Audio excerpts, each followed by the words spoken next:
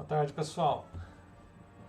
Acabei de corrigir os trabalhos que vocês mandaram e eu tenho, considerando o que eu vi nos trabalhos, tenho algumas observações para fazer para vocês.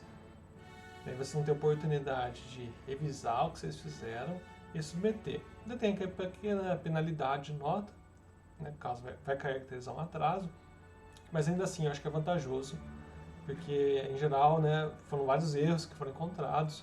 Eu creio que vocês, revisando seus trabalhos, com esses erros, vão ter que tirar uma nota bem mais alta.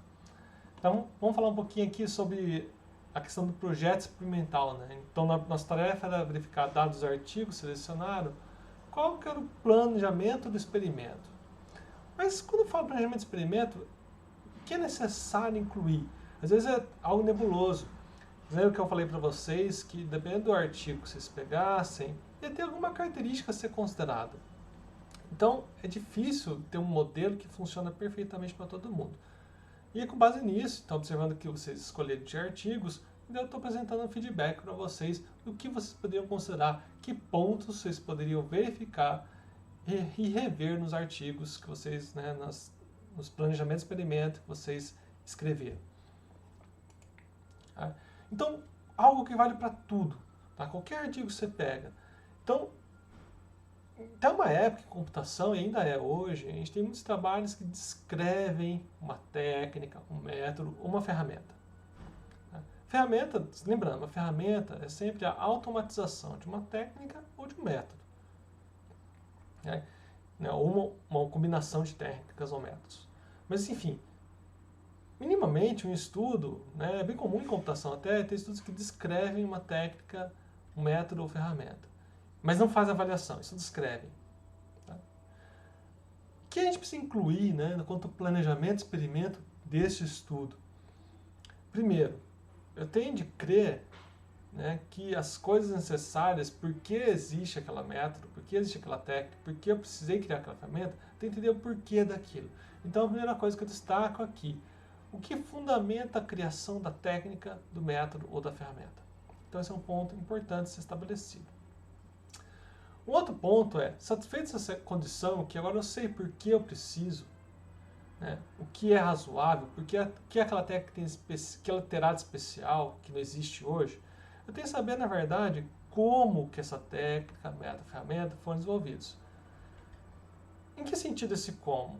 No sentido que eu sei que aqueles mesmos preceitos, aqueles mesmos fundamentos que eu tinha estabelecido anteriormente, estão sendo considerados aqui no desenvolvimento, e eu sei que a forma que estão sendo desenvolvidas as técnicas, métodos, ferramentas, elas estão fundamentadas naqueles mesmos preceitos. Ou seja, o raciocínio permanece sólido ao longo de todo o desenvolvimento. Então, por exemplo, tem um estudo que é uma descrição de uma ferramenta de análise de rede. Então, provavelmente eu vou ter um porquê de que técnicas são utilizadas geralmente em análise de rede e porque a minha ferramenta incorpora alguma técnica nova. E quando eu falo como foi desenvolvido, eu tenho que ter certeza de que aquilo que aquela técnica incorpora está sendo implementado da forma correta dentro da ferramenta. Faz sentido. Tá? E por fim, eu tenho que mostrar, provavelmente os autores, embora eles não tenham avaliado a ferramenta, eles muito provavelmente, se o artigo foi publicado, eles deram alguma coisa, algum elemento, alguma justificativa que mostra, que te ajuda a convencer que aquela técnica, que aquele método, ou aquela ferramenta satisfaz o objetivo do estudo. Tá? O estudo científico ele existe para satisfazer o objetivo. Se eu não tenho um objetivo, não tem por que ter um estudo acadêmico. Tá? Mas se tem uma pesquisa que tem um objetivo estabelecido, na conclusão eu retomo esse objetivo. Ou seja, eu tenho que mostrar que aquele objetivo foi alcançado. Então eu preciso, o autor mesmo quando dá uma descrição de uma técnica, método, ferramenta, provavelmente ele vai fornecer esses elementos. Uma coisa muito importante também, pessoal. Um estudo que descreve uma ferramenta, descreve uma técnica, um método, em geral, é um estudo que tende a ser não tão adequado assim academicamente. Com a exceção daqueles estudos teóricos. Então, tem um estudo que é uma técnica teórica, que foi analisada teoricamente, foi feita análise de algoritmo, ou seja, tem outras formas, né, de considerar aquela técnica. Análise das propriedades formais, ou seja, tudo bem. Então, existe uma técnica que permitiu avaliar aquela qualidade do trabalho. Aqui eu estou falando de um estudo, não. Eu criei uma técnica nova, uma ferramenta. Eu não fiz avaliação daquela ferramenta, mas eu escrevi por que aquela ferramenta existe, por que ela deveria funcionar, qual que é a ideia central dela. Então, ou seja, de forma que eu convenço que, olha, se essa ferramenta for avaliada, provavelmente ela vai satisfazer aquele objetivo. Eu não tenho certeza ainda, mas eu creio que isso possa acontecer. Essa parte que eu creio que é por isso que esse objetivo não é tão bem quisto assim hoje em dia. Tá? Mas é uma questão de trabalhos antigos, com certeza vai ser mais frequente, e a tendência hoje em dia é que a gente tenha trabalhos mais focados, talvez com técnicas, métodos, ferramentas mais simples, mais menos audaciosos, né, do que os anteriormente propostos. Tá? Óbvio que ainda existem, então, por exemplo, tem o Simpósio Brasileiro de Rede de Software, tem o Simpósio Brasileiro de Rede de Computadores. Ele tem trilhas específicas para ferramentas. Tá? Então, ele descreve uma ferramenta. Mas pode ter certeza que toda ferramenta descrita nesses simpósios é utilizada em outros artigos, e nesses outros artigos eles realmente utilizam a ferramenta e fazem avaliação da forma como a gente vai falar aqui agora. Tá? Então vão ter estudos que vão não apenas descrever, eles vão avaliar uma técnica, um método ou ferramenta. O que vai constar no estudo desse? Quais características da técnica, método ou ferramenta foram avaliados? Ou seja, quais foram as medidas consideradas? Outra coisa que a gente vai considerar, como foram obtidas as medidas? Elas não surgiram do nada. O pesquisador precisou obtê-las de algum canto. Provavelmente ele executou aquela ferramenta com alguma base de dados, ou executou a ferramenta com ajuda de usuário, não sei. Tá? Mas de alguma forma aquelas medidas foram obtidas. Tá? Então tem que ser descrito isso no artigo. Provavelmente, se a ferramenta foi avaliada, talvez ela tenha sido avaliada em relação a outras ferramentas. Talvez tenha uma ferramenta parecida, que aplica uma outra técnica, ele está comparando, então, a sua técnica com a outra, com o auxílio da ferramenta. Talvez a minha ferramenta tenha sido avaliada com o usuário. Tá? Então, tem formas de se avaliar a ferramenta. Então, também tem que contemplar aqui. Como foi feita essa comparação? Colocando em contexto. Se a gente pegar técnicas de mineração de dados, detecção de padrão, muito usualmente é usada acurácia, precision, recall e outros elementos, outras medidas. E ao fazer isso, a gente compara com outras técnicas, geralmente em relação a um conjunto de dados em comum. Então eu aplico para uma minha técnica com conjunto de dados X, e aplico a outra técnica com esse mesmo conjunto de dados X, eu obtenho essas medidas e com isso eu consigo comparar qual que é melhor ou pior, ou se não tem diferença. Que é o último item que a gente vai falar aqui, né? Se é feita uma comparação entre técnicas, como essa comparação foi feita? E geralmente quando eu falo essa comparação, talvez a comparação seja um pouco mais sofisticada do que apenas, esse valor é maior que o outro. Talvez observe a média de valor da uma execução com relação à média da execução da outra técnica. E talvez eu veja médias de execução. Talvez eu tenha um conjunto de medidas que eu vou comparar com outro conjunto de medidas. Tá? Então, é importante estabelecer como é feita essa comparação. Qual a qualidade dessa comparação, qual é a força, digamos que, quão confiável é aquela comparação. Avançando nessa ideia de dados e que eu estou podendo comparar, eu também tenho a questão de estudos empíricos e experimentais. Né? Então, muito da ciência é feita observando a natureza, e a gente cria modelos, e a gente avalia quão fidedigno é esse modelo em relação ao que é observado. Então, o estudo empírico experimental é nesse sentido. Então, eu tenho um modelo, constructo, eu faço uma técnica que utiliza desse constructo, eu obtenho resultados da minha técnica em relação a esse constructo, a essa versão simplificada do mundo, e eu comparo isso com o mundo real, e observo se aquilo é compatível ou não. Então, quando eu faço um estudo empírico experimental, ou seja, baseado nas experiências, baseado em dados obtidos ao aplicar aquela minha intervenção em um conjunto de coisas ou pessoas, então eu sempre vou ter alguns elementos. Por exemplo, eu vou estabelecer quais são as questões de pesquisa. A gente já viu isso na aula passada, né? Relação ao objetivo, tem a questão de pesquisa. E mais precisamente, para as questões de pesquisa, eu vou estabelecer hipóteses.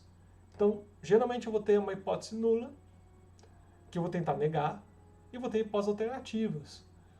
Né? E as hipóteses alternativas são aquelas hipóteses que a minha teoria, né, estão adequadas à minha teoria. Então, ao rejeitar a minha hipótese nula, né, eu busco atender as hipóteses alternativas que são, que são derivadas da minha teoria.